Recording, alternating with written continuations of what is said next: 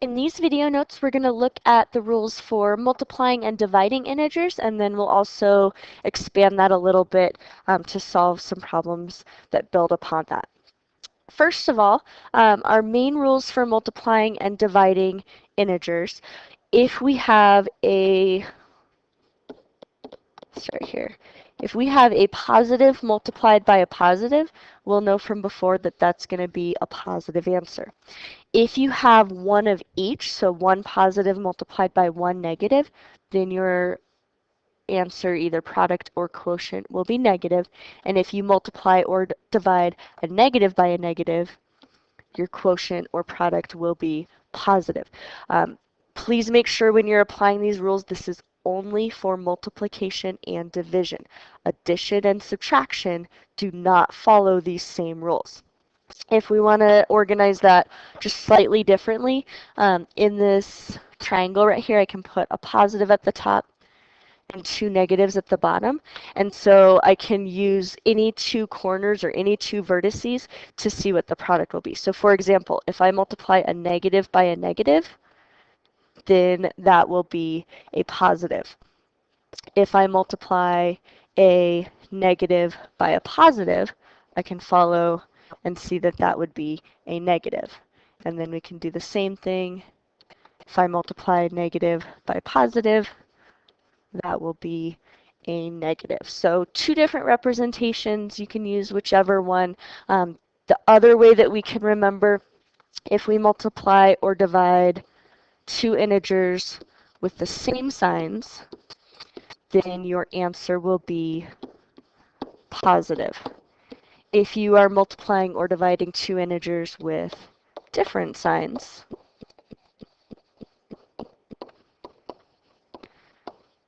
then that answer will be negative.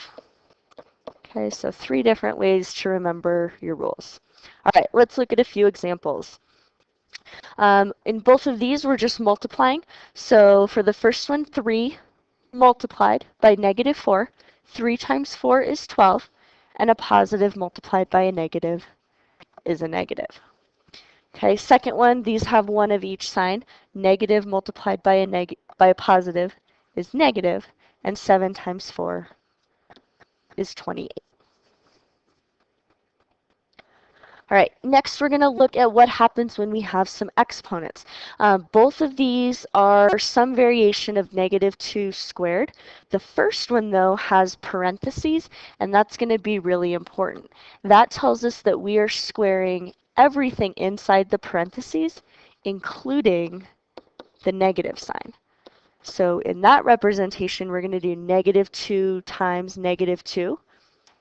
And a negative multiplied by a negative would be a positive. So that's going to give us positive 4.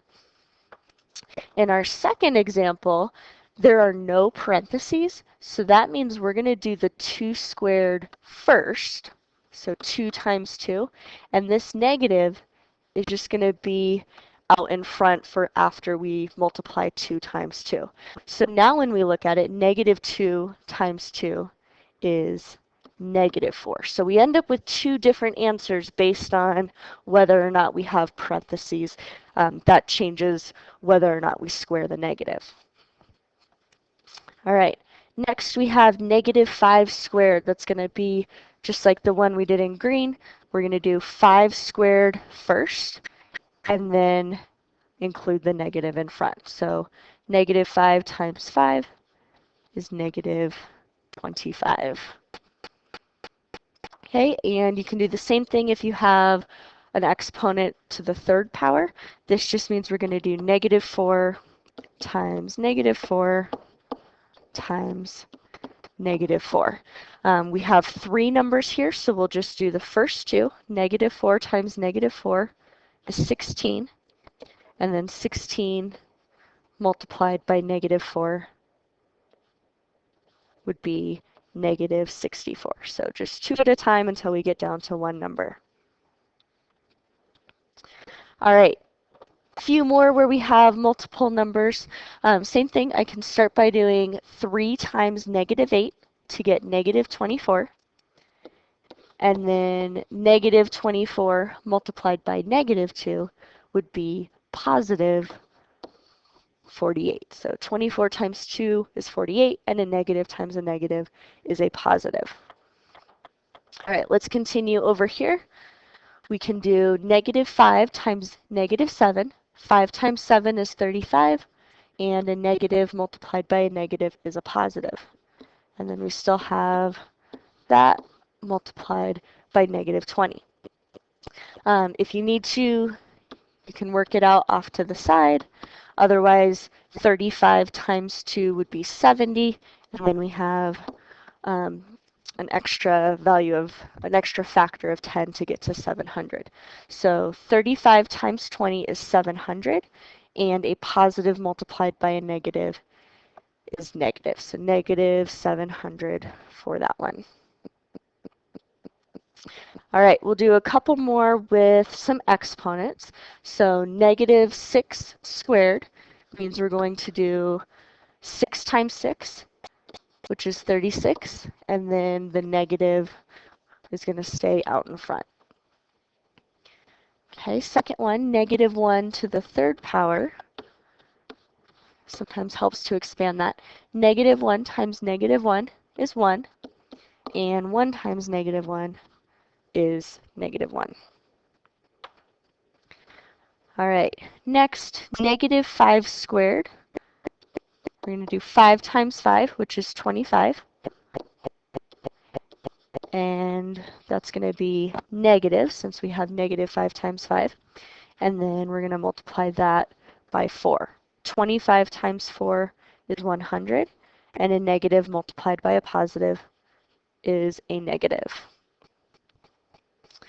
All right, this time we have negative 2 times negative 3 cubed. We know from order of operations that we're going to do the exponents before multiplying. So that would be expanded like that. And I could either do this part, or I could go in order left to right. Since we just mentioned doing exponents first, I'll go ahead and simplify this part of it. So all of that would become negative 27. So 3 times 3 is 9. 9 times 3 is 27. And then we have an odd number of negatives, so the product would be negative. Okay, and then for the last part, negative 2 multiplied by negative 27 will be positive 54. All right, next it says you burn 10 calories for each minute you jog. What integer represents the change in your calories after you jog for 20 minutes? So 1 minute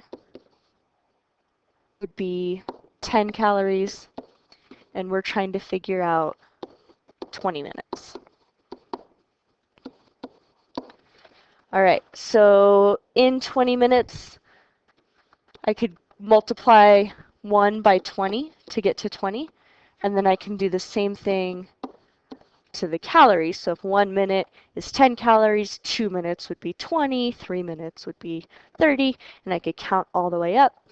Otherwise, I could do 10 times 20 to show that I get 200 calories. It does ask us for change in calories. So since we're talking about burning 10 calories, it's like you're losing that amount. And so on both of these, we're actually going to have a negative value since we're losing that, or it's decreasing by that amount. Okay, next, you lose 4 points each time you forget your shoes for gym. You forget your sneakers 3 times. What integer represents that change? So if you lose 4 points, that would be negative 4 points. And that would be for 1 time of forgetting your shoes. So we could multiply. We could also count our way up. 1 time is negative 4. 2 times would be negative 8, or a loss of 8 points. And then for 3 times, that would be a loss of 12, so negative 12 points. One thing I want to point out, when you have some sort of a word problem, you do want to make sure you include your units, which in this case would be points. So my final answer would be negative 12 points. All right, we're going to look at some division. Again, the rules are the exact same as they were for multiplication. So I can divide 75 divided by 25 is going to be 3, and a positive divided by a negative is a negative. So negative 3 is my answer there. Remember that a fraction bar is just another way to represent division. So the second one, I would read this as negative 54 divided by 6. 54 divided by 6 is 9, and a negative divided by a positive is a negative. All right, next one, an alligator population in a nature preserve decreases by 60 alligators over 5 years. So decreases, it's going to go down by 60 alligators, and that's going to be over the course of 5 years. For the mean yearly change is going to be for 1 year, so we're going to figure out how much it would go down in just 1 year. We know that fractions are just another way to represent division, so I'm going to do negative 60 divided by 5, which would come out to negative 12. So that means each year they're losing 12 alligators. So mean yearly change, negative 12 alligators. All right, next one, we're going to find the mean. So since we have a list of numbers here, our mean, we need to add up all the numbers, and then once we get the sum, we're going to divide by how many numbers we added up. So I can write that as 3 plus negative 10 plus negative 2 plus 13 plus 11.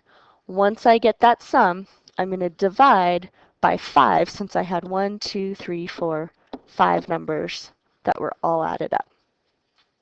All right, we'll go step by step on this one. So we'll get the sum first.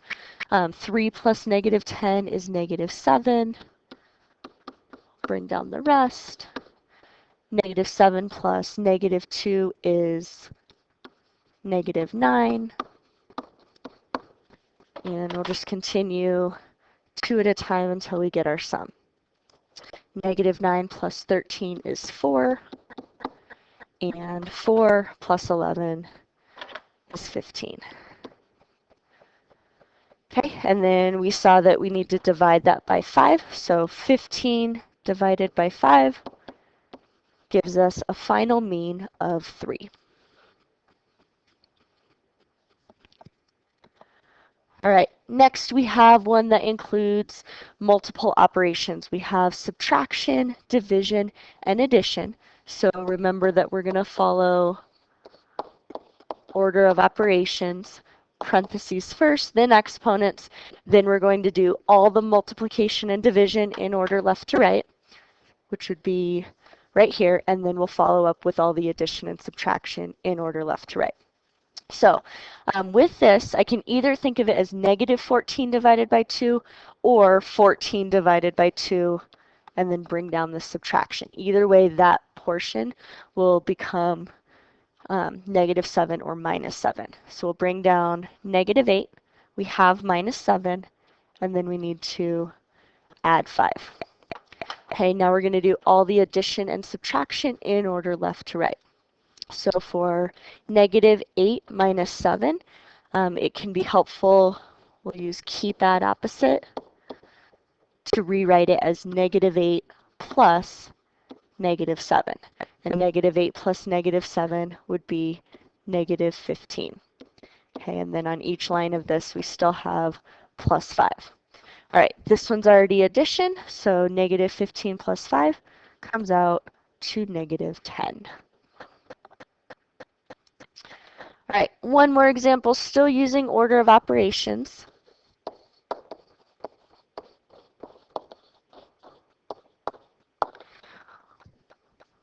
We're going to start with this division. 24 divided by negative 4 is negative 6. We'll bring down the rest of it.